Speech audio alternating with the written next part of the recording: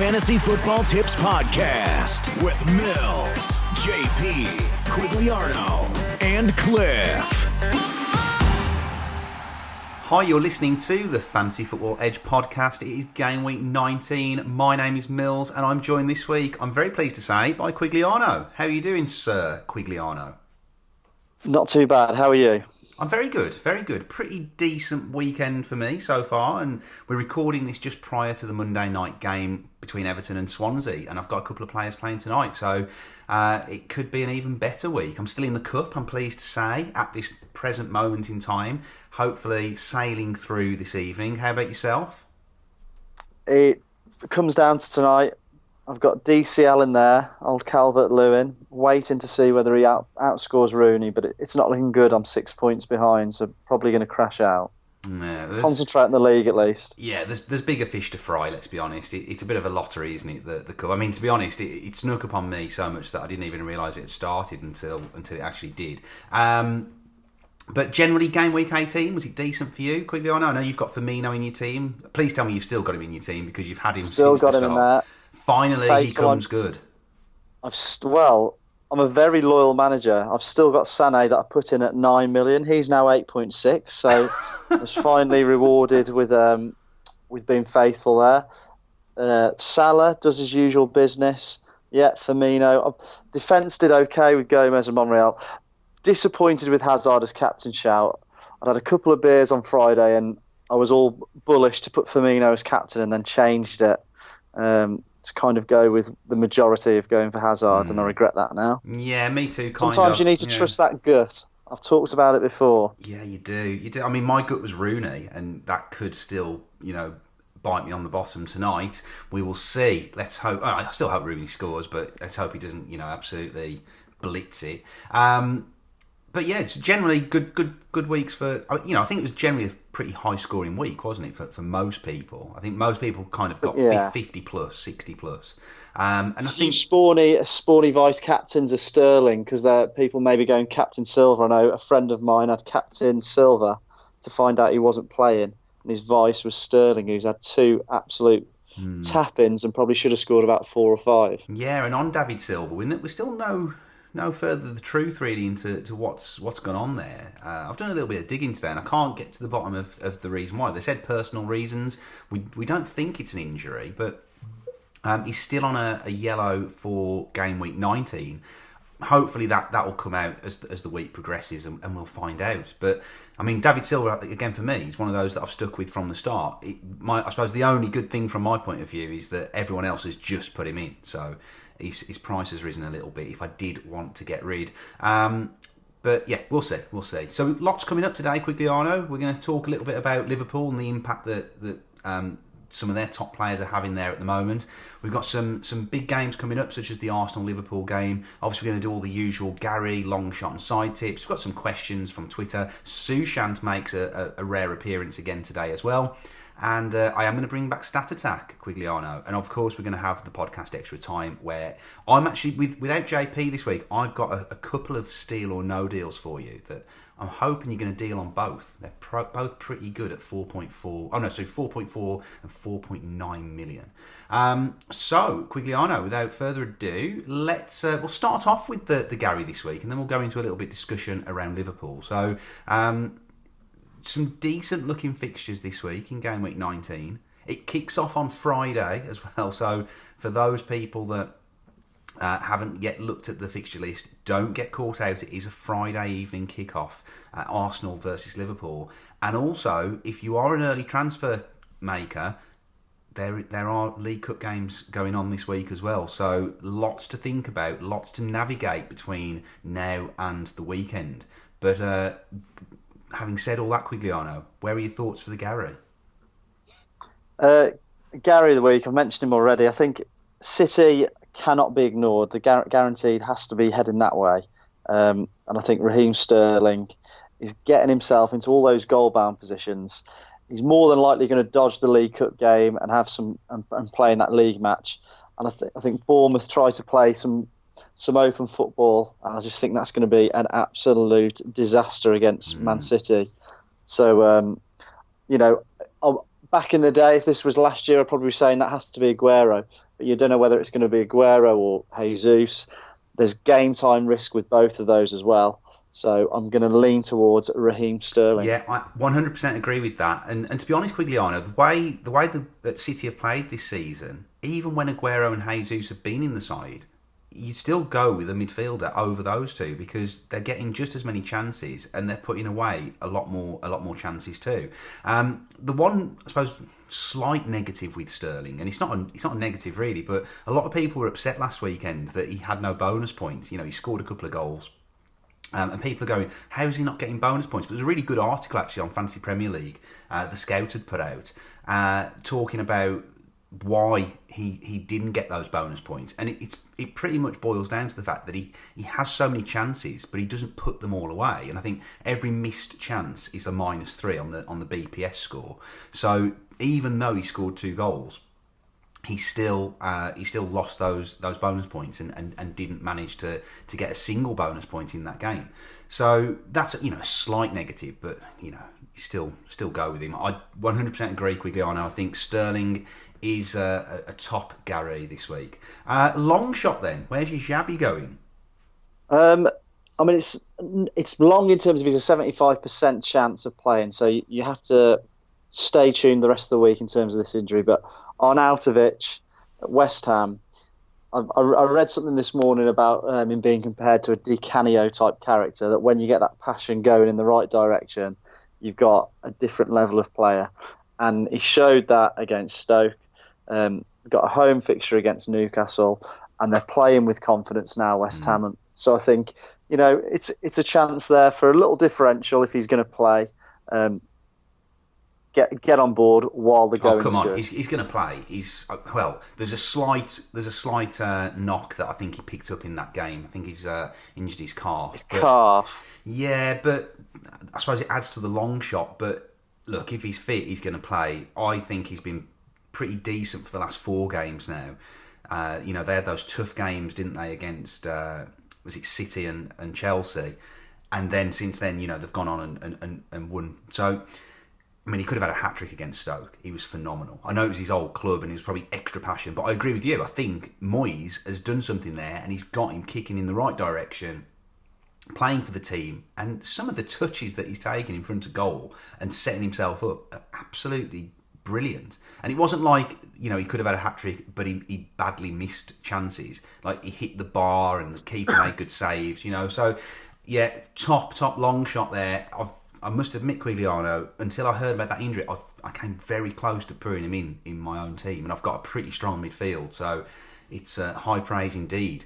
Have you got any side tips for us this week?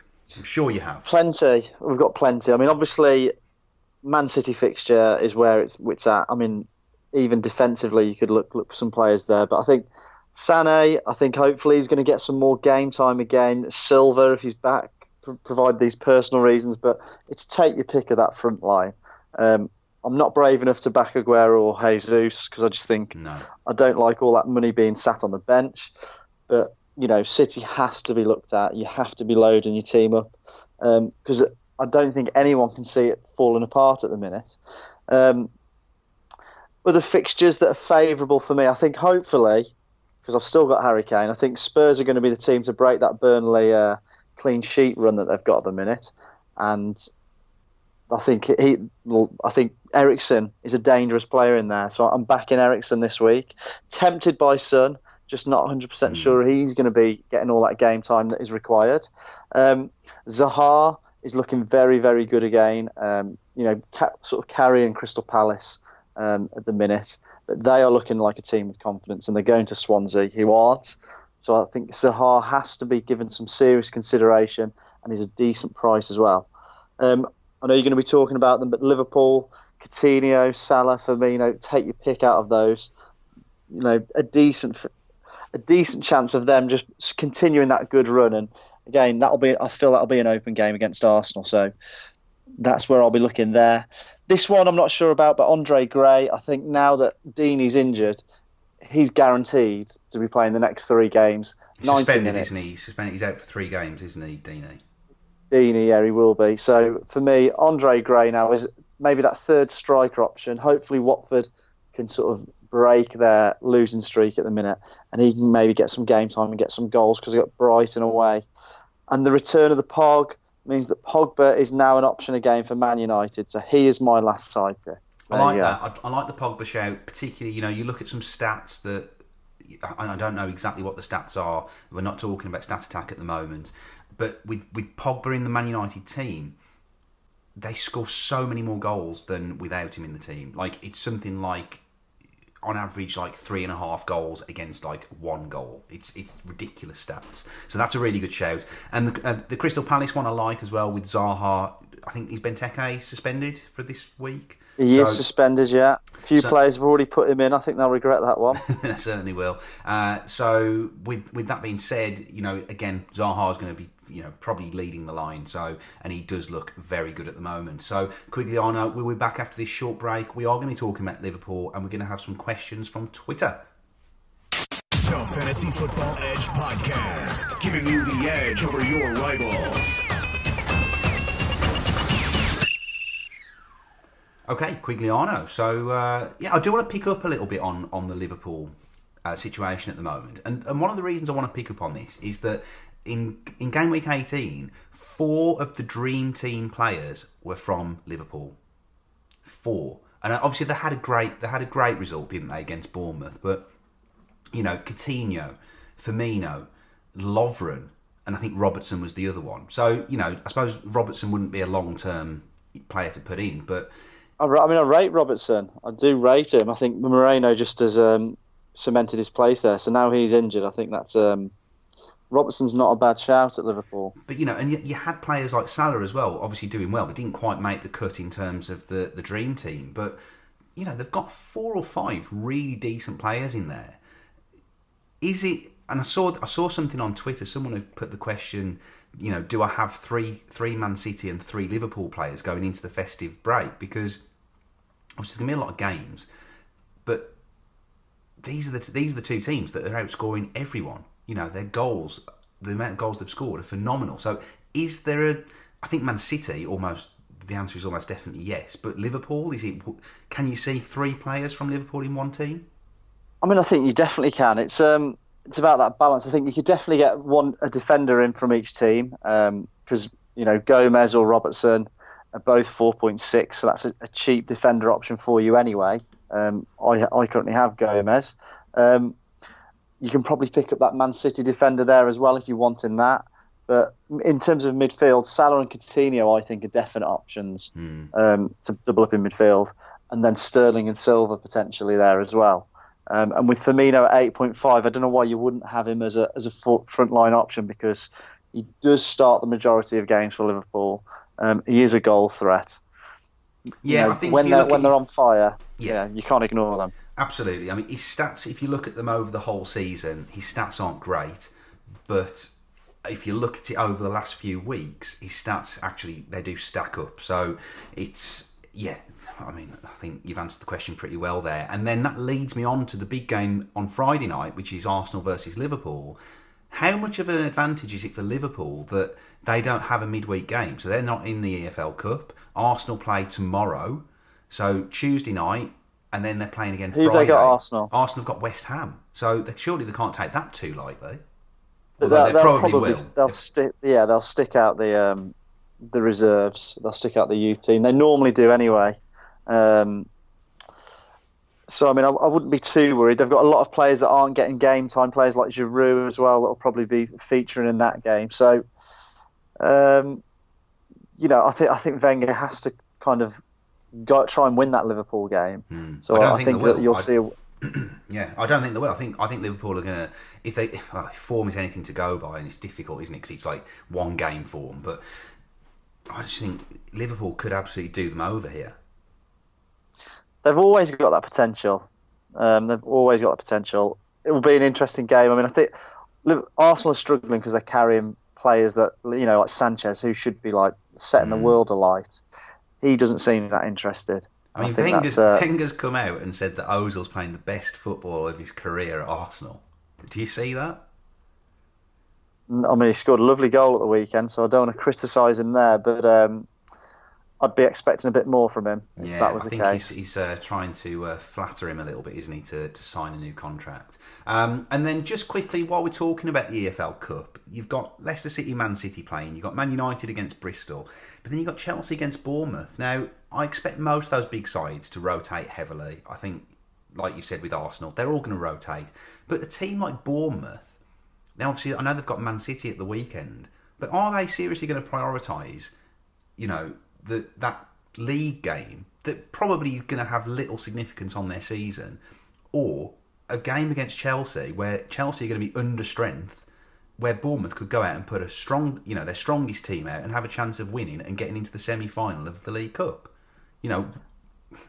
I mean, the league's more important than anything because of the money. So that is the priority. The problem is that fixture against Man City that probably is thinking, I could write this one off because we're not going to pick much up. But having said that, there's a scalp to be had. If you can be the team that stops Man City, that's a feather in the cap for the manager and the team. Yeah. So, I mean, that just scares me even more now that I've heard that Bournemouth have got that game before they're playing Man City, where they'll be chasing shadows for most of the game.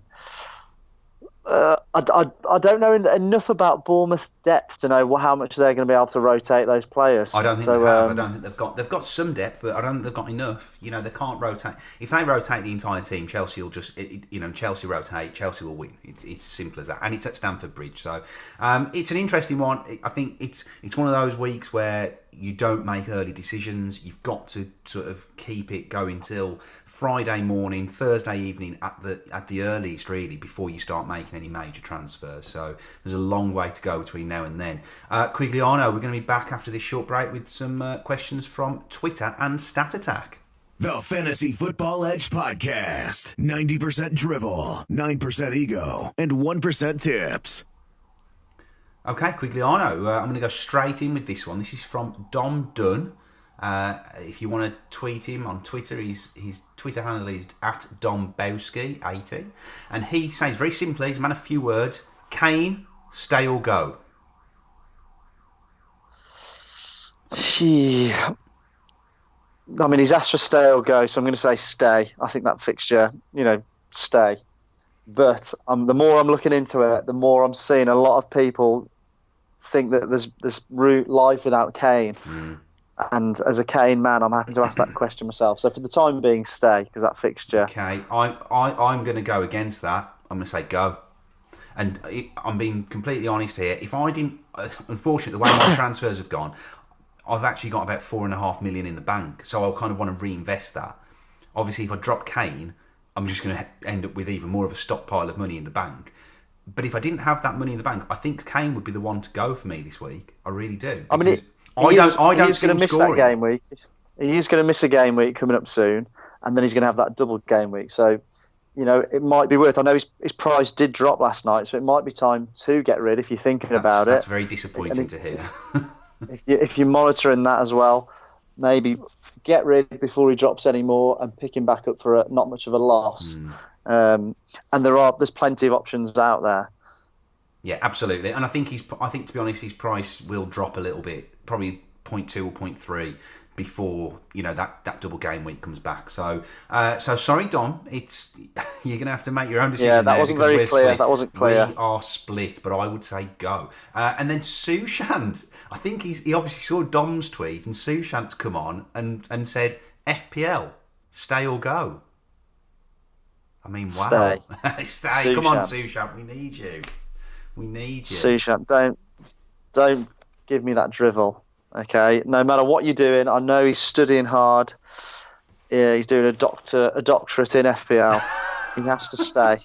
He has to stay. He does. Even if it's just in spirit, you've got to be there. Okay, Quigliano, it's that time that you've been waiting for. It is Stat Attack. So we are going to go to podcast extra time in a little bit, and we've got still steal or no deal to come, plus our captain picks, and another question from YouTube this time. But Stat Attack, it's a question. It's a stat and a question and a quiz all in one. Who has delivered the most Premier League corners this season? So it's a question to you, Quigliano. Who has delivered the most Premier League corners this season?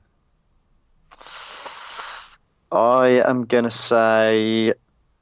I hope you're not Googling that. No, I'm not Googling that. I'm trying to think who's played a lot of games. Christian Eriksen. Okay. You're wrong. And I think it'll surprise you, actually, because it's a player that you've had in your team quite a bit. Cesc Fabregas. With 79. He spent a lot of time. He spent a lot of time on the bench as well. So 79 corners. And I don't think he's had many assists for that, has he? So no, he hasn't. It's quite disappointing. Missing John Terry there, aren't they? Missing John Terry. Yeah, definitely missing some presence in the box. Yeah. So, Quigliano, did you enjoy that stat attack? It got your brain going, didn't it? I enjoyed that. That was the best one yet. Good. Right, so we're going to go into podcast extra time now, and if you're not a member of fantasyfootballedge.co.uk, head on over there and get yourself signed up, you cheapie. What are you playing at? It's going to cost you a tenner for the year, and you're going to get access to the podcast extra time. You're going to get access to the last word, which comes out every 90 minutes before the game week deadline, plus the captain picks and some other bonus articles along the way. So if you're not a member, go to fantasyfootballedge.co.uk. If you are, keep on listening for more drivel and good stuff from me and Quigliano. Did you just say you captained Jordan Henderson? Have a word with yourself.